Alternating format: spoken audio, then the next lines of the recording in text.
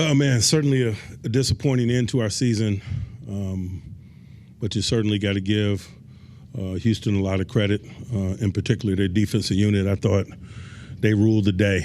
They certainly had a reputation for that coming in, and they confirmed it with their performance. And that's just how it goes. We didn't capitalize off of turnovers in the first half. We were +2 and still down by a point at the half, and that's just not a good sign. I was talking to Lisa post-halftime, and I was talking about our inability to perform on third down. I thought was significant, and it continued to be into the second half. But you certainly got to give those guys credit. We didn't do enough on possession down ball to get things going, any sort of rhythm or real points and so forth. And I thought that they did a real good job on third down, and we didn't get off enough on defense, and particularly as the game wore on, it became an attrition component of it. And so, it's disappointing, but I'm certainly thankful for this group and their efforts. But it's a disappointing night tonight. Questions? Message to the guys in it. It's not time for talk. We agreed that we'll meet tomorrow and go from there, but when you're in this a single elimination tournament, man, it's not a whole lot to talk about. You win or you go home. Mike, there's plenty of reason to believe, with it being a home game, coming off the division championship last week, that this playoff game would end differently than the previous three where we've had to go on the road. Why didn't it? What was it? Why didn't it manifest that way? I outlined it in pretty good detail in my opening statement. What about your side of the ball when it came to trying to stop them running the football and also guarding the receivers beyond Nico? And again, I outlined it in great detail in my opening statement. We didn't get off enough on third down.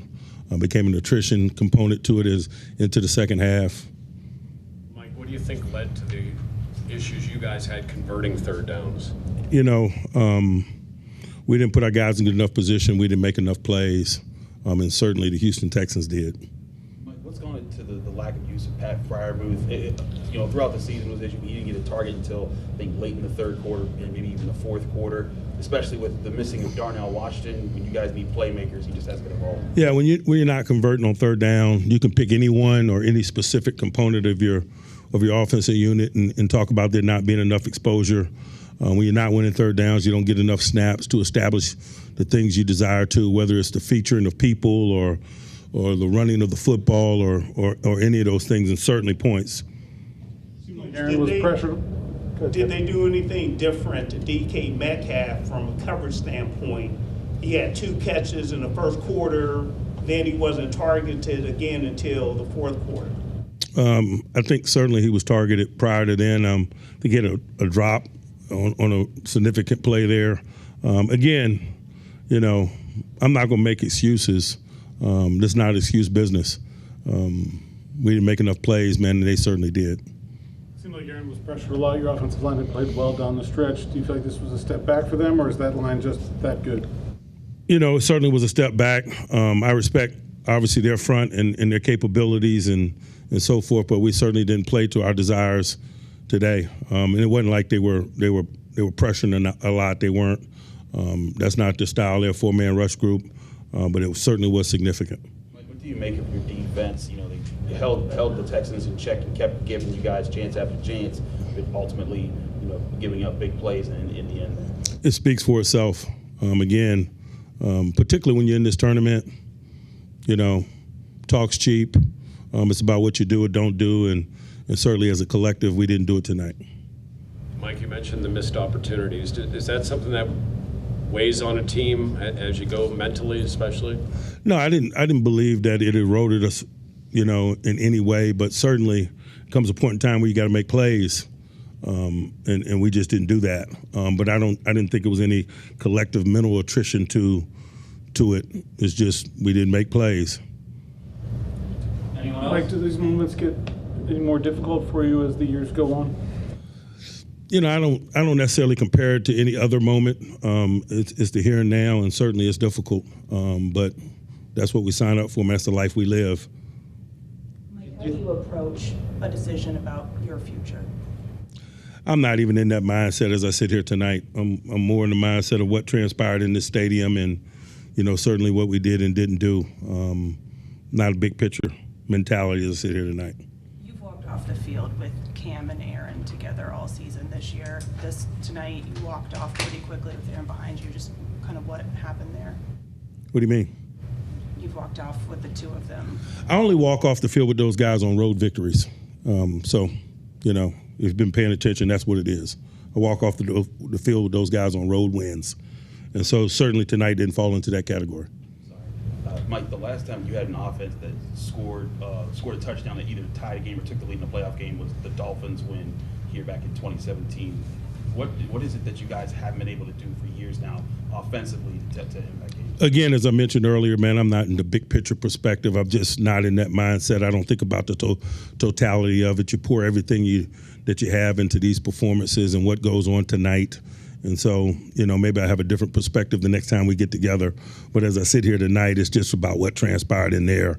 I probably couldn't articulate an appropriate answer relative to big picture things. Like, this is the first home playoff game with fans since like the 17th season. Could you feel that energy early on? And what's the message to the fan base after? You certainly could, man. It was an awesome environment. I just wish we could have performed better. What's the message to the fan base after another disappointing one? Again, when you don't get it done, words are cheap. It's about what you do or you don't do. And so I appreciate the question, but people talk too much in our business. You either do or you don't. Is it too big picture to ask if you think you have enough of a foundation to make progress for next year? I always feel optimistic about what we're capable of doing in terms of putting together a group, certainly. Anyone else? All right. Thanks, guys. Bring Aaron, please. I don't feel like we ever got the momentum on our side, honestly. We had a lot of chances. Defense played really good in the first half, and they got a good defense, but we had a lot of opportunities. Didn't make the most of hardly any of them. Aaron, what made third down such a challenge?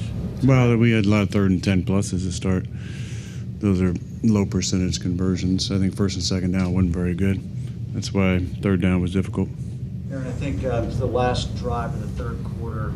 Anderson and Hunter combined for like 2 tackles, and 1 QB pressure. What changed from that point on? Was it just a matter of becoming too one-dimensional, or what was it that allowed them to get free at that point?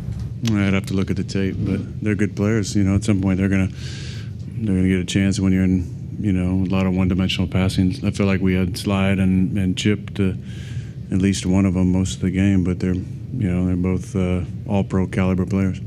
Aaron, you mentioned those missed opportunities and not feeling like you got near them. Did it feel like those snowballed there in the second half and just kept you from finding your footing?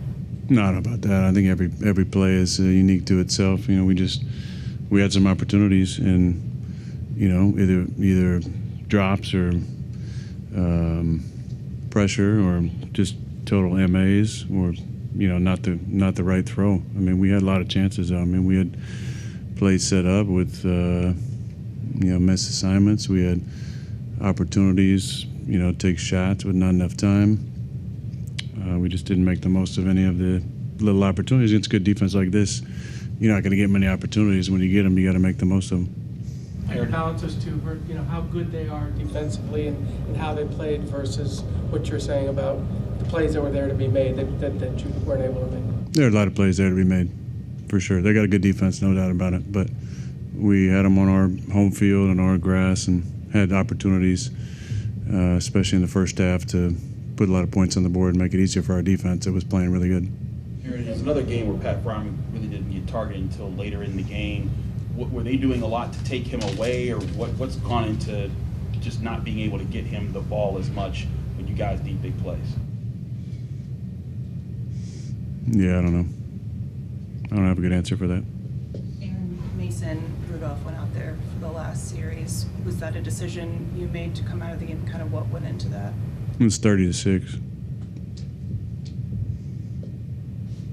Anyone else? Aaron, does that game affect your decision for what to do next year in any way? No, I'm not going to make any emotional decisions. Disappointed, obviously. It's such a fun year. A lot of adversity, but a lot of fun. Been a great year, overall in my life in the last year, and this is, a really good part of that. coming here and being a part of this team. So it's disappointing to be sitting here with the season over. Play again, do you want it to be here? I'm not going to talk about that. Aaron, how do you approach just what you decide to do next? Yeah, just get away and then have the right conversations. Did you enter tonight thinking it could be your final game? I've answered this before. Every game could be my final game. Aaron, your teammates haven't been shy about how much they've appreciated playing with you and the impact you've had on the city in just 1 year. What does that mean to you to just in 1 year make such a positive impact for an organization that has as much history and tradition as the Steelers? I was fortunate to play in an incredible football city for 18 years, and I never took it for granted. I enjoyed that time there, and this has been a really beautiful back end to that first 18. To be able to be here for a year. This is a special place. You got tradition, got excellence, got all-time greats. Even just looking around the stadium tonight just to see the fans, there wasn't a big splattering of Texans fans, and there's a lot to be said for that. There's only a few really special places in the league that have the tradition and the town and the organization, and I'm thankful to have played for two of them. You've noted throughout the season when you thought practices were on and weren't on. Where did you feel about you guys' preparation for this game, just day in and day out, getting ready for this defense? Yeah, I thought it was good. I thought the preparation was good. That's why it was so surprising, some of the mental errors that happened tonight. What do you think will resonate with you most from this season? What? What do you think will resonate with you most from this season? Oh, there's so many fun moments from the year. Starting going back to Latrobe and the beauty in that opportunity to come together as a team. We faced a lot of adversity. But there's a lot of special moments that I'll think back on. Right now, it's just disappointment, but thankful to put the colors on and run out of that tunnel and be a part of this organization. Aaron, you've played with a lot of centers in this league too. Just talk a little bit about your rapport this season with Zach Frazier, what that was like, and especially with him being such a young player in the league, what you've seen out of him this season. I don't think there's a better center in the league. I watched it every single week. We obviously got a good D-line, but 54 is as consistent as they come in the league. He's got a bright future. He is a phenomenal player. He's got a real steady way about him to go the whole season and not have any, snap issues. To really not to have to do a whole lot back there protection-wise when I've done that most of my career. He is an exceptional player. He's got a really bright future in the league. If the team was smart, they'd slap a deal on him pretty quickly because he's going to be 10-plus years in the league and one of the best to do it, in my opinion. That's his trajectory. He's got a great running mate. The right side, that's got to excite Steeler fans when you got three young guys at center, right guard, and right tackle who have played so well all season. That's pretty exciting. But Zach is a special player, and I'm thankful to play with him. Aaron, as you think about your decision, do you think this team is set up for a bright future, has a foundation for a bright future? Yeah, I think so. I think you got a lot of the pieces in place. Sign a DK, obviously, for 5 years. Now there's some moving pieces because there's been some mercenaries. But I think that there's the good combination of young guys who are ascending, and there's some big decisions to be made. Our team MVP was Kenny Gainwell. He's a free agent and severely underpaid for his performance and what he adds to a team. But you got a good core. You got to start with the offensive and defensive lines, and obviously TJ's under contract for a while, and Herbig came on, and KB had a nice season for us, and YA's got a bright future, I think. And then offensive line, I already talked about it. You got three center, right guard, right tackle. As long as Isaac wants to play, he plays at a high level. And, obviously Broderick got hurt and gave opportunity for Dylan, who obviously showed he can play in the NFL. So I think you got a good pieces in place on the O&D line. And obviously every year is different. You got to figure out who's coming back, who's not. But I think, this team is always going to be competitive, and there's some pieces in place to have a chance to be competitive for a long time. After a 17-game season, how did you feel physically coming into the game? Yeah, I feel good. I think that's the one thing that was the most thankful for, other than the wrist that bothered me the last few weeks of the season, the last half, I guess. Yeah, I felt pretty healthy all season, so I'm thankful for that. Yeah, you praised Mike this season for his coaching job and how he's prepared you guys. You know, when someone points to this is now his 9th straight season without a playoff win, what do you think he does or doesn't do that goes unseen, whether you appreciate it or otherwise? I mean, this league has changed a lot in my 21 years. You know, when you hear conversation about the Mike Tomlins of the world, Matt LaFleur's of the world, those are just two that kind of I've played for. And when I first got in the league, there wouldn't be conversation about whether those guys were on the hot seat. You know, but the way that the league is covered now, and the way that there's snap decisions, and the validity given to the Twitter experts and all the experts on TV now who make it seem like they know what the hell they're talking about. To me, that's an absolute joke. And for either of those two guys to be on the hot seat is really apropos of where we're at as a society and a league, because obviously Matt's done a lot of great things in Green Bay, and we had a lot of success. Mike T has had more success than damn near anybody in the league, for the last 19, 20 years. And more than that, though, when you have the right guy and the culture is right, you don't think about making a change. But there's a lot of pressure that comes from the outside, and obviously that sways decisions from time to time. But it's not how I would do things, and not how the league used to be. What have you learned from being with Mike for a season about him? I've answered that a number of times. I've talked extensively about how I feel about Mike, and I just did in that fucking answer. So, thanks. All right. TJ, from a run game point of view, what were you expecting coming in, and what, if anything, took you by surprise by their either scheme or execution? I think it was just execution. A lot of kick-ass, man. You got to give them a lot of credit. They played good ball tonight. They were able to move the ball. We weren't able to stop them in downs where it was crucial. Same story. I mean, you guys saw what happened. TJ, they had a lot of third down success, but it was also a lot of third and shorts. Do you say, well, we have to get off the field, but also how do you do better to keep them at a 3rd and 1? I mean, we talked all week about not letting them stay on schedule. Obviously, that wasn't accomplished tonight. Not being able to get them one-dimensional like we talk about it each and every week. It's kind of the story of the season, is not being able to stop the run in critical moments, in big-time games. And we talk about playoff football, especially in cold weather, is going to be all about the run game and establishing the run. And when you can't do that, it's a butt kicking.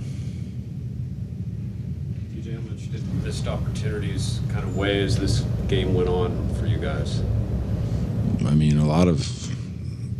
mean, this is still fresh, man. It's extremely frustrating. Extremely frustrating.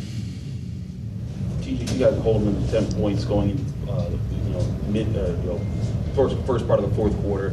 Got to force 3 turnovers. What's going through y'all's minds as you're trying to keep the team in it, but the offense hasn't been able to play complementary football? Just trying to keep doing our part. Trying to find ways to swipe at the football, trying to stop them. I mean, that 3rd and 11 hurt, 3rd and 15, wherever the heck it was, hurt bad. I felt like we were playing hard football. I was really proud of the way that we were playing.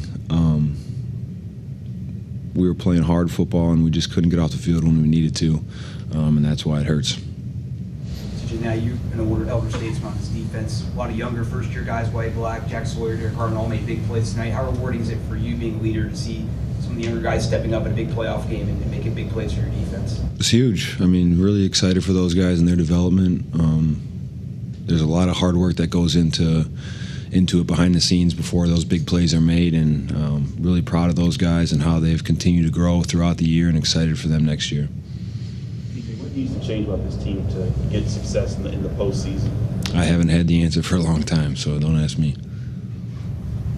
From a personal standpoint, you had some battling through the injury late in the season, but then you come back, you're part of a turnover tonight, you were on the field when you won the division. What has the season, in a nutshell, kind of been like for you in overcoming that adversity? Man, I don't care about the adversity that I went through, man. This is sitting up here again, same story. TJ, what are your thoughts on the Mike Tomlin noise as far as, there's a certain segment of the fan base that prefer to see him out? I haven't heard much of it, honestly.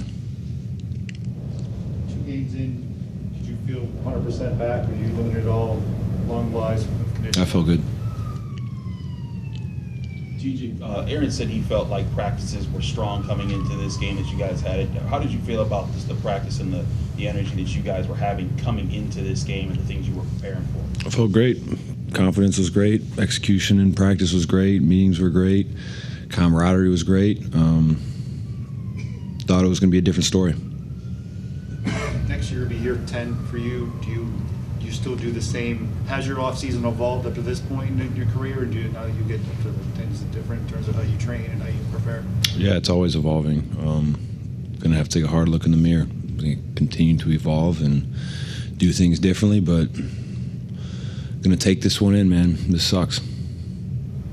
TJ, 9 straight years for you, Mike, and Cam, not winning a playoff game. Is there a common link that you can draw to right now, or is that something that you kind of have to wait for later? No clue. Do you feel like you guys are trending upward, though, with the young players? Maybe add a few more pieces that you guys can make the next step? Not enough right now. Anything else?